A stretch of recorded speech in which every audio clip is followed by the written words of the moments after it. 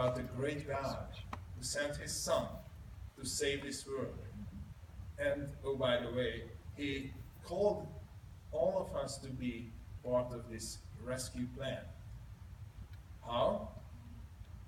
That we will be his witnesses. This is Acts 1:8. You will be my witnesses. Wherever we are working in the medical field, or playing basketball, or being a pastor at a wonderful church, that's what we are called to do. And that's why I'm here tonight, to encourage you all that we can join together to be his witness wherever we are. How it began in my life, I was thinking how to explain that, but I think I better share two stories of two of my patients. That's why I'm standing here now as one of the leader of a small mission organization and not practicing medicine. So there was a guy who was a former communist, a high-ranked officer in the Secret Service, and here is a Christian guy. You know, what is the probability to meet? I mean, thank God the time was over that they would take me to him. So there's the time when someone took him to me as a patient. So otherwise our paths would not likely cross. He would probably not listen to me at all. We were so much different, from so different backgrounds. But he happened to be a patient of mine, and through a long journey, step by step, I had the privilege to share about my faith, about Jesus Christ, and I was not only a witness of Jesus to him, but I was a witness how he gave his life to Jesus. And that was a miracle. And another girl, she was 8-year-old, from a nice Christian family, and she got pneumonia. She was very sick. And I gave him the Jesus movie and told her she had to lay in bed. I told I will come back a few days later. If you want to watch it, we can talk about it. She is a wonderful Christian lady now, having a child, living a wonderful life for the Lord. And it happened at my medical practice. And you know, I would wish to do more of this. I love to do it. But through IHS Global, we have a ministry to train others, to be able to train others. And this is how multiplying this work. And I have the privilege now to travel around the world, meeting people who do the very same thing, what I did in my small practice in Damascus, in the middle of the hell, treating burned children, treating wounded young people, Muslim people who are hungry for the love of Jesus Christ. Or another continent, very wealthy people are living without hope. And our brothers and sisters, the witnesses, they are sharing their faith in Jesus at the time of need, which is the only time sometimes in the West when we think we need something else than what we can fix. This is a time of suffering. And our people, the witnesses, are there at the time of need. So that's why I'm here. I don't want to explain more, but these stories, the power of the Holy Spirit has brought me where I am. There is a brother who is a founder of one of our partner organizations, is Francis Green, who noticed two things in the 1940s in South Africa. Her first statement is that every day or every week, more people are crossing the doors of hospitals or clinics than the doors of the churches. It is getting more and more true even here in the United States. In Europe, it's, you know, in England or in the UK, 95% of the people are getting to a primary care practitioner in every 2 years. And the church attendance is below 10%. So healthcare is a marketplace nowadays where people are going for help. And the other statement is also true.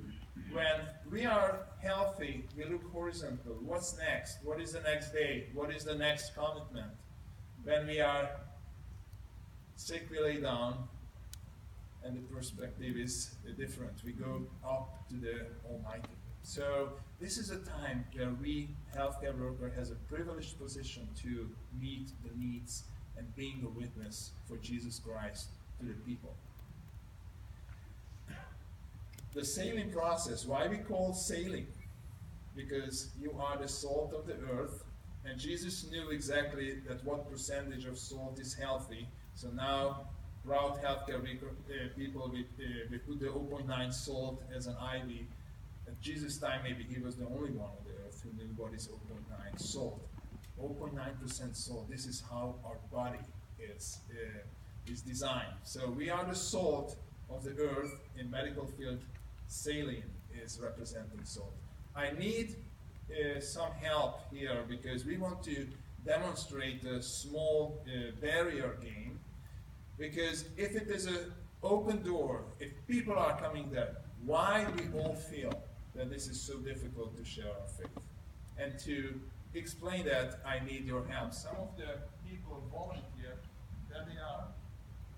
Yes. Please come here. I need a friend. Who is the friend who wants to meet Jesus? Anthony. Who will be my friend who wants to meet Jesus? Please. She is my friend. What is your name? Kaylee is my friend. I want to introduce her to Jesus. Who will represent Jesus? Maybe Madison. You stand here. So here's Madison. Here's Kaylee. And I want to introduce Kaylee to Jesus. Because I'm a witness to Jesus. Okay. Many times we think it's so easy that I start to explain to Kaylee, oh, Jesus is so awesome. You have to trust your life to him. But the situation is not as easy as it looks, because there are some barriers, some big barriers. Thank you. What is your name? Mark. Mark will represent here the emotional barriers. Okay, it's not personal, I'm sorry. But not the emotional barriers are the only ones. What is your name? Anthony. Anthony will represent here the intellectual barriers. It is still oh, and there is a serious one. What is your name? Went will represent the commitment barrier, the barrier of the will. Okay, so we all know that basically the barriers to prevent us to know Jesus, they are spiritual barriers, but they manifestation on three different categories what we are meeting with: emotional, intellectual, volition. So, what are the emotional barriers? Hatred, ignorance, mistrust, bad and strong emotions against Christians or against the Bible or against God. Why? Because there are bad experiences, traditionally or historically or personally. And this is very difficult, to explain someone about Jesus who only see the emotional barriers. As soon she or he gets the word Jesus, Christian, Bible, she has some strong barriers, some strong emotions. So rather than invite to your church, like, oh, I want to invite you to our church.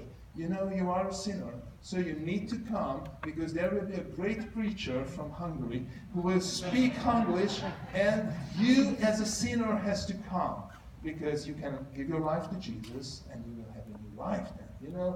This is the wrong way to invite someone if there is this emotional barrier. What can you do to shine the light of Jesus like the moon shines the light to the dark place? Because you know Jesus. She knows you. So you are the only way to this place to shine the light to the dark. So that's how you can build trust, do step by step, and before she is ready to hear the message, she has to trust the messenger. And if you do it well, she is willing to do the next step. Thank you. And we are in the next phase. So this is like cultivation. And now we are getting to the next phase of sowing the seeds, the truth.